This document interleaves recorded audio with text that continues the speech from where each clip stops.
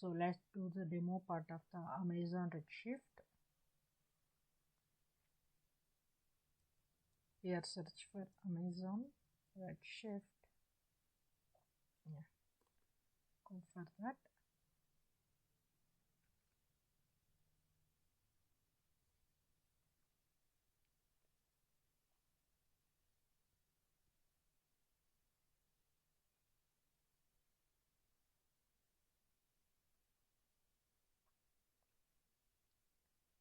Yeah, Amazon Redshift is a fast, fully managed petabyte scale cloud data storage.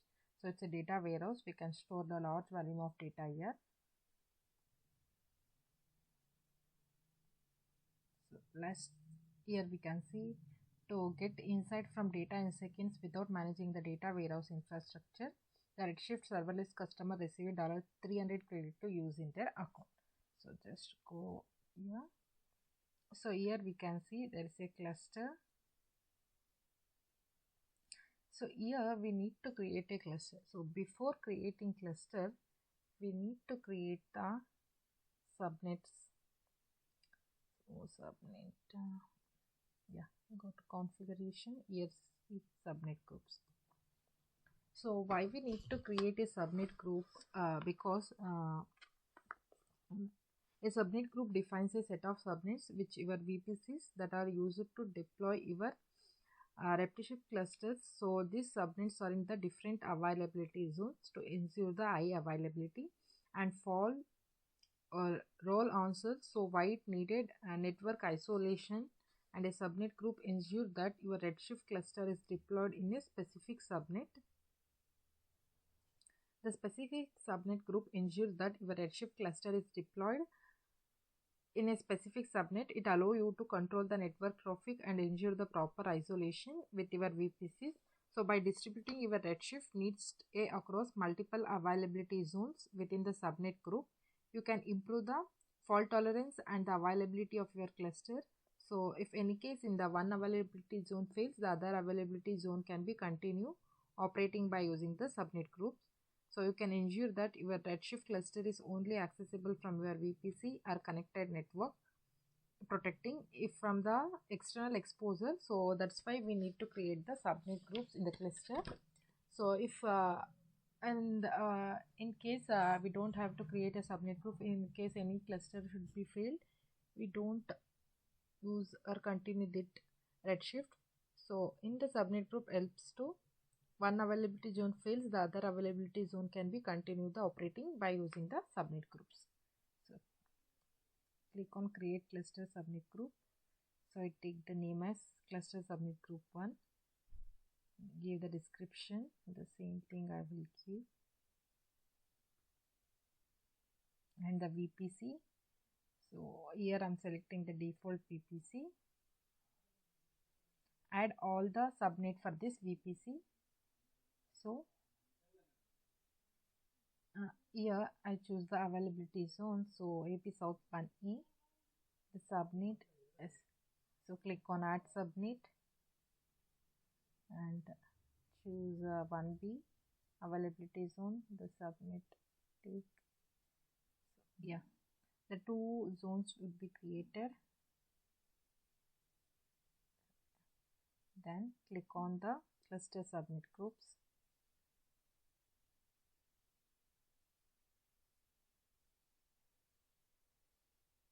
So here we can see the cluster subnet groups. 2 subnets can be created successfully. Then go to the cluster. So why we need to create a cluster means it helps the Redshift is a data warehousing. It can store the large volume of data, can be stored easily, and it's a manage the queries without any errors. We can manage a large number of volume of data, can be stored easily in the Redshift. So that's why we are using the cluster. So click on create cluster.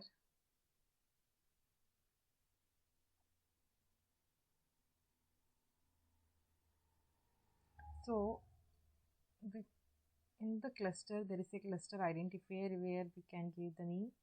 So give the unique key that identify the cluster. Redshift cluster. One, it will take as choose the size of the cluster. I will choose, help me choose. Okay, so the node type, choose a node type that meet your CPU, RAM, storage capacity and drive. So it will cost, so we can select the, so R-A34X dot large, here we can say it will cost 0.026 GB per month. 0. Here we can see DC2 dot large, it will cost 0.315 node per hour. So it's generation 2. So it provides 160 GB node storage and it will cost for 0.315 node per hour, and it's generation 2. So here I am selecting DC2 dot large. So it's a 320 GB. Okay, and the number of nodes I am selecting here 1 because so the demo purpose I will be using the only one number of nodes. The next is load the sample data configuration. So enable the load sample data. The next is data configuration. Here we need to give the admin username. So I will give as Redshift admin.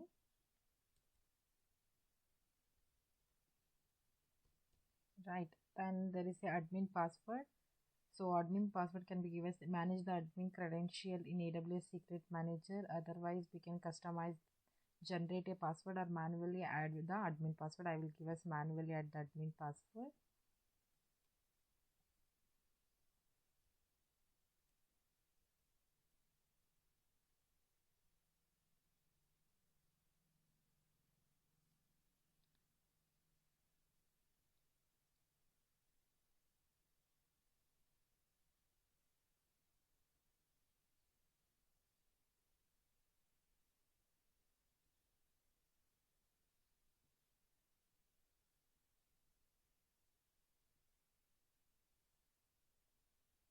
So I will give the admin user password, right? So it should contain the uppercase and lowercase letter and number, so it doesn't contain any ASCII character. And choose a key type. It is AS on and customized domain. Yeah, it's AWS own key. The next is cluster permission. So we need to create the IAM rule. So go for the IAM.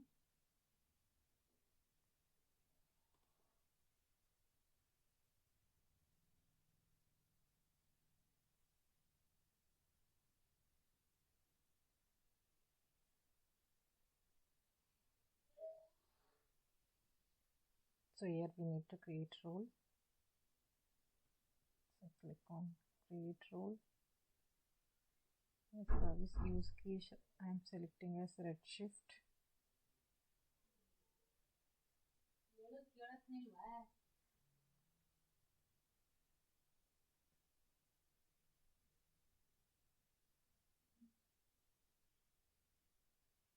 So I'm selecting the use case as Redshift and click on next.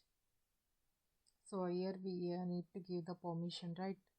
So go to the Redshift create cluster. In the IAM role, here we can see the default for this cluster is Amazon Redshift all command full access. So click on, in the permission we need to give Amazon Redshift all command full access. Click on that, click on the next. So and the role name as Redshift demo. So click on create role.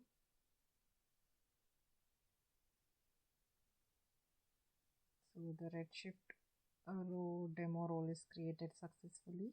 Then go to the Redshift cluster. Here we need to associate the IAM rules.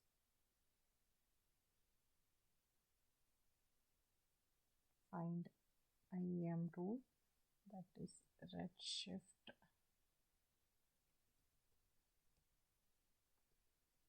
demo.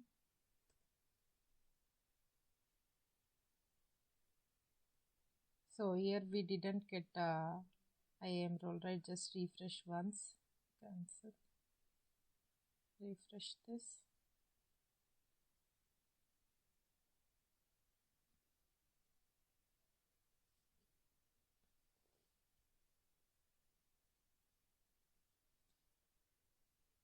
So again we need to change. So Redshift cluster 1 name, it's okay. Then node type is TC2 large, right? We are giving and number of node is 1. And enable the sample data. And admin username as Redshift admin, and we manually add the admin password.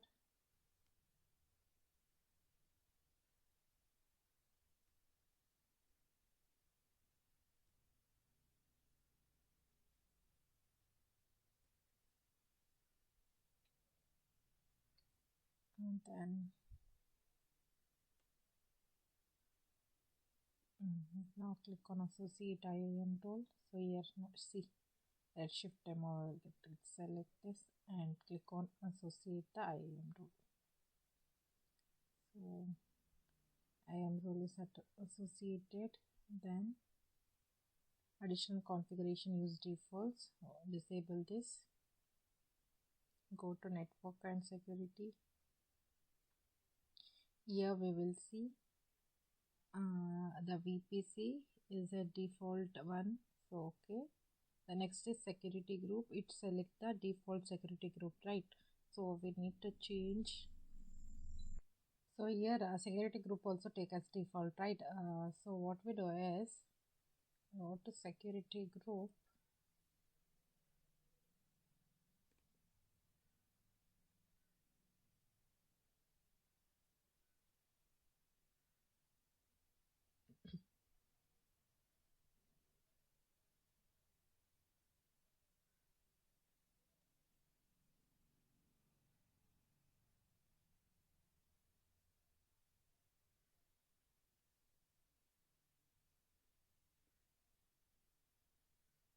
So this is my default security, right? So here we can see this is my default security. So go inside this.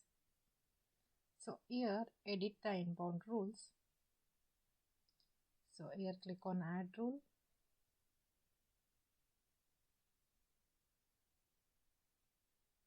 So select the Redshift 00. Click on save rules. So here in the default you give the permission as all traffic and the Redshift. So then edit inbound rule.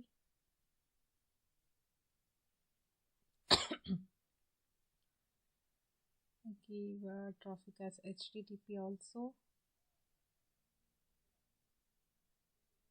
Okay. The next one is HTTP. So you can select all traffic, right? That's I'm also giving HTTP. So the permission you should give is Redshift. So just like I add role in the custom TCP, you select the Redshift.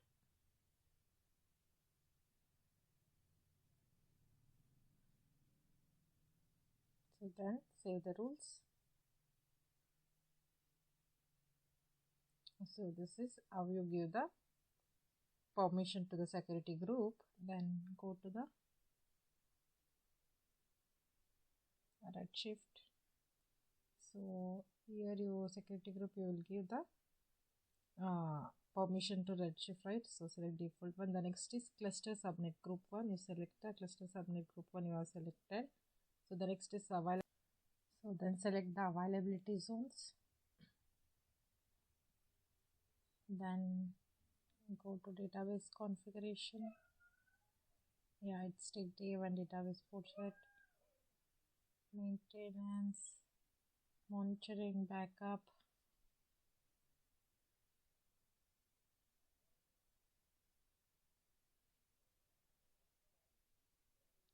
Everything is right. Then the enroll is associated. Okay, just it. Once you check, then click on the create cluster. So here we can see after the cluster is created, Amazon Redshift start the load the sample data step. It's in the creating state. Once it's created, the Redshift start to load the sample data. So wait until it will created.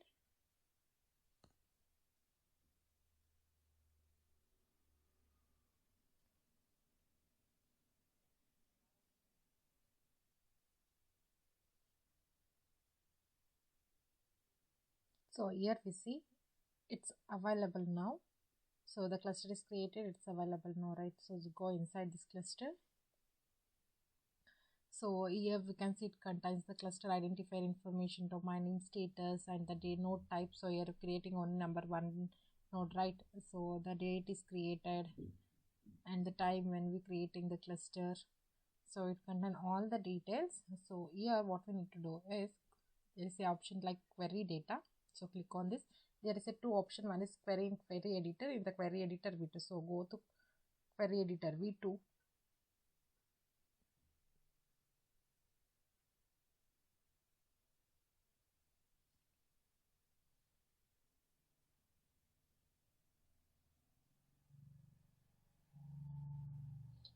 Yeah. So here we can see there is a Redshift query editor 2. There is in the Redshift cluster 1. Go with this.